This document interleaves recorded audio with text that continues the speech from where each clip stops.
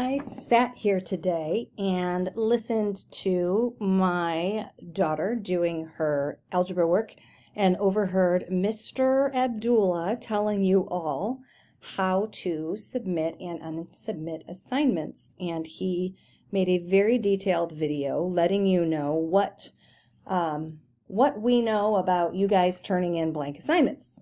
Okay? And I texted him and I was like, maybe we should have dueling ed puzzles. And he's like, do it.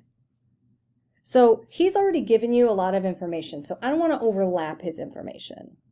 But I do want to let you guys know what's going to happen if you continue to deliberately submit blank work on Google Classroom. What's going to happen in this class? Okay, what will the consequences be?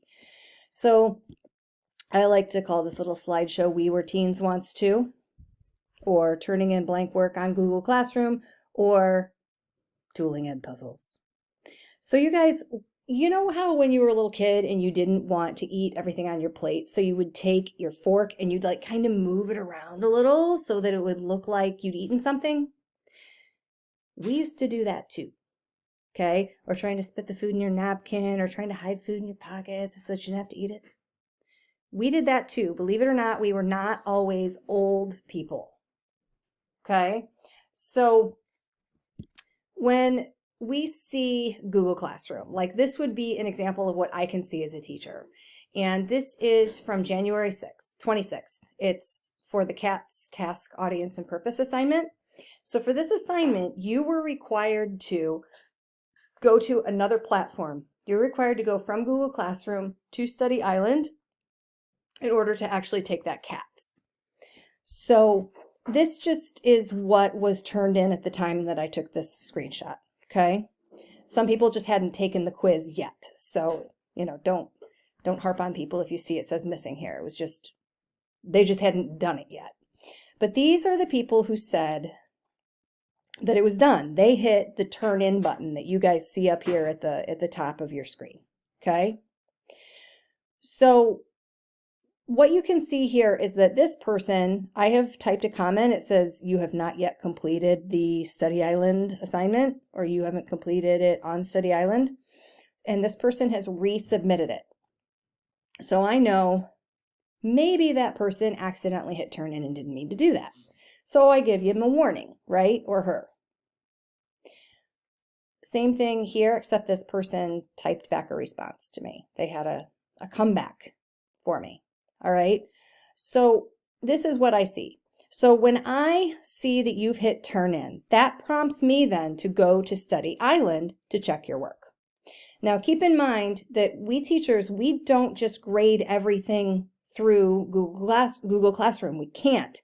I have to go to Study Island, Common Lit, Edpuzzle, sometimes TED Ed. There are a number of different websites, the AR website for the STAR test.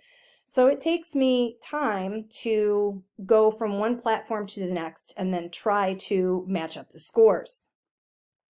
So if I see that Amani has turned this in, which she says she has, I expect that I should be able to go to Study Island, look up her name, grab her score.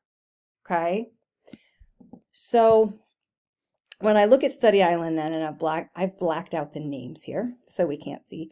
This is what I see for everybody who has actually taken the test. It gives me your name, tells me what time you were on, and it tells me your scores and which ones you got right, how many you got wrong, and all that, okay? And if I scroll down the page even more, again, I've blacked out the student names, I can see these are all the people who never took it. They don't have a score at all. So what happens is, if I am here and I see, okay, Amani turned it in, all right, and then I go here, and I don't see her name with a score, and then I scroll down and I see her name here and blanks, that means she never even logged in to take this test, okay? And this is pretty fail-proof.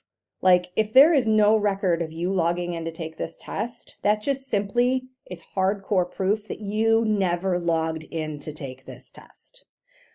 So what a lot of you try to do is you try to say, oh no, really, I did it. Or, oh no, I typed my whole document and then Google just deleted it. And the way that Google works, you guys, I've made a video about this earlier in the year. That's not how Google Docs works. That's not how Google Slides works.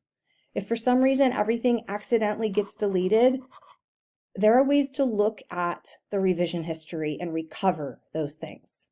Okay? So basically what you guys do is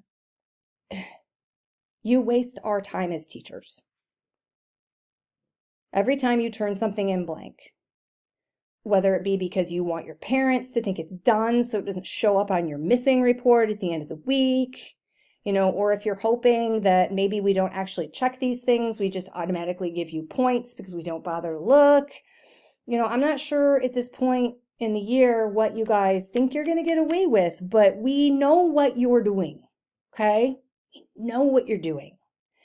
And until this past month, I just kept returning it and getting more and more frustrated.